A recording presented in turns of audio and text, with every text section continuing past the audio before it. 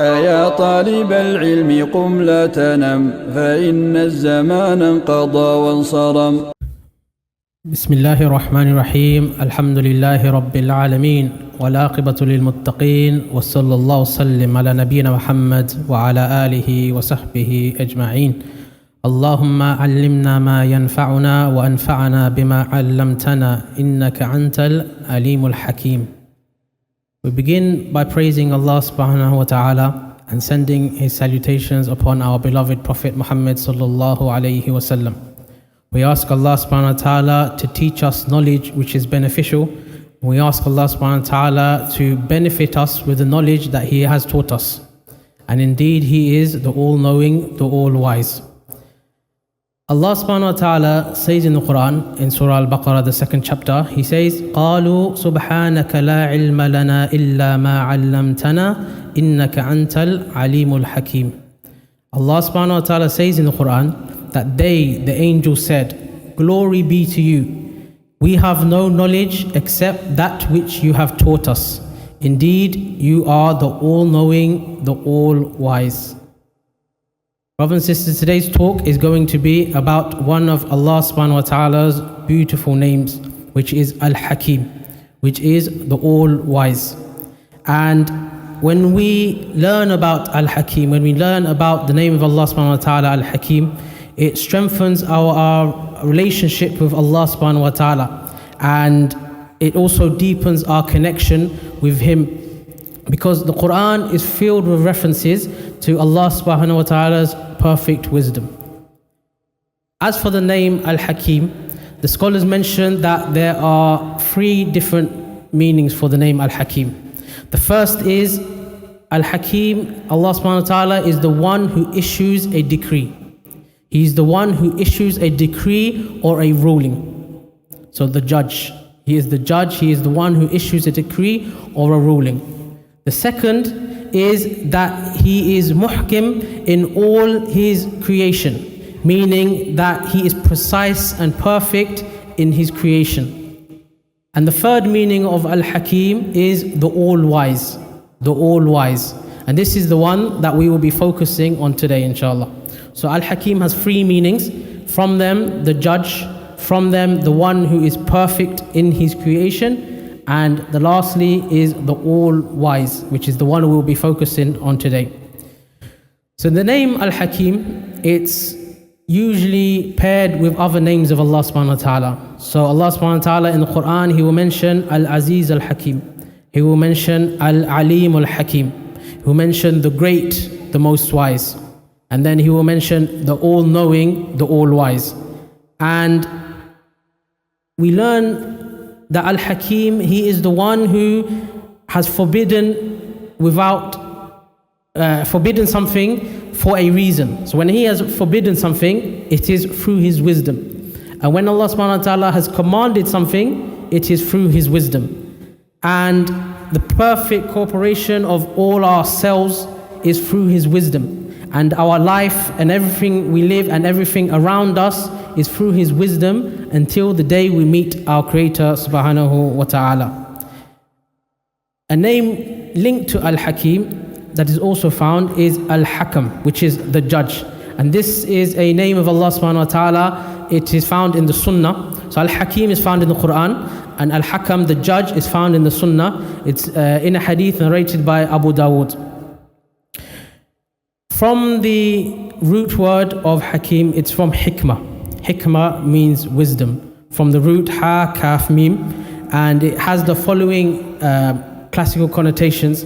It means to judge, it means to prevent corruption, it means to pass a judgment, and it means to know the true nature of things. So this is from the root word, and we mentioned that it means Allah is the all-wise. And wisdom in Arabic is hikmah. And the scholars mention that hikmah, the definition of hikmah, is to put everything in its perfect place.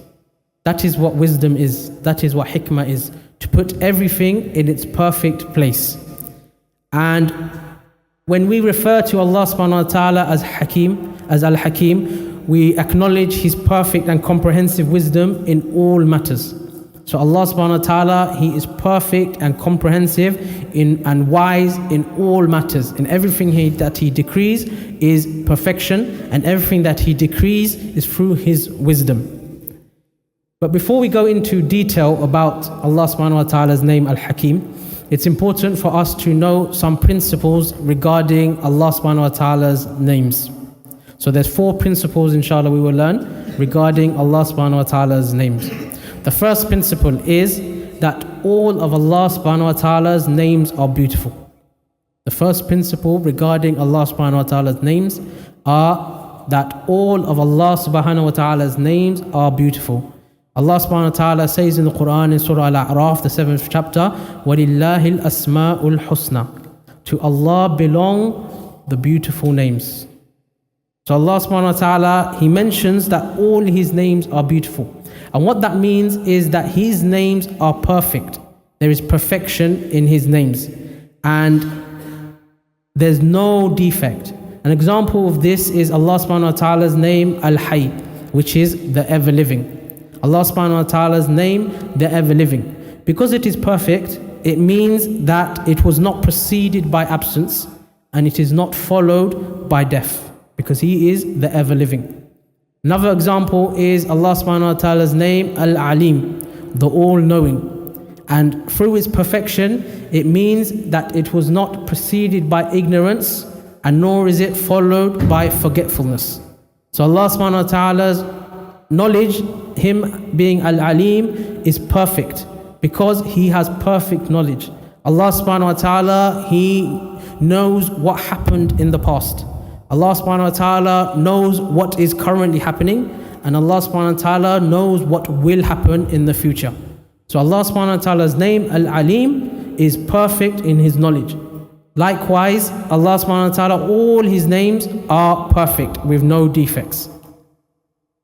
And all of Allah subhanahu wa ta'ala's names, they can be expressed through every name by themselves.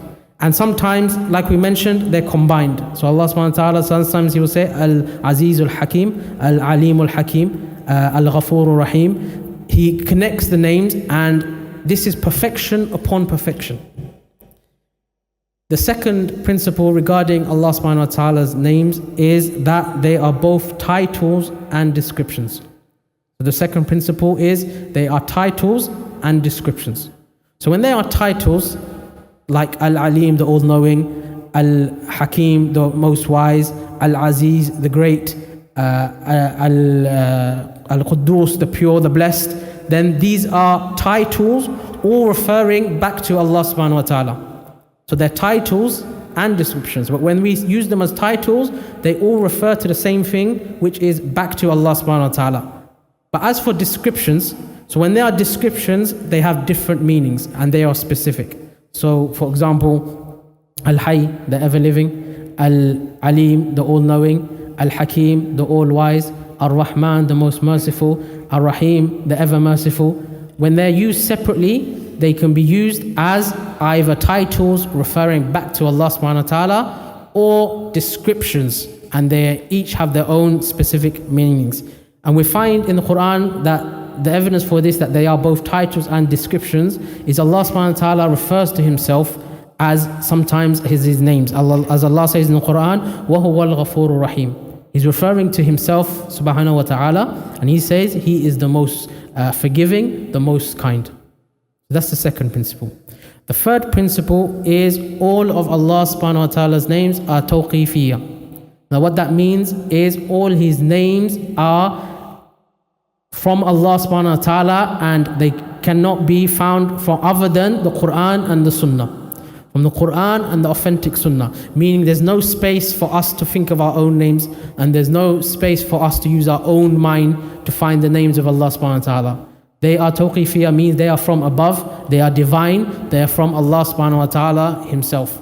Another example of something that's tawqifiyya is the order in which the Quran is given. So as we know, the Quran was revealed in stages over 23 years. But the first surah that was revealed was, or the first verse even, was Surah Alaq. And we know that's not the first chapter of the Quran. The first chapter is Surah Fatiha, and then Baqarah, and then Al Imran and Nisa, so on and so forth. But Surah Al-Alaq was the first surah or the first verses that were revealed.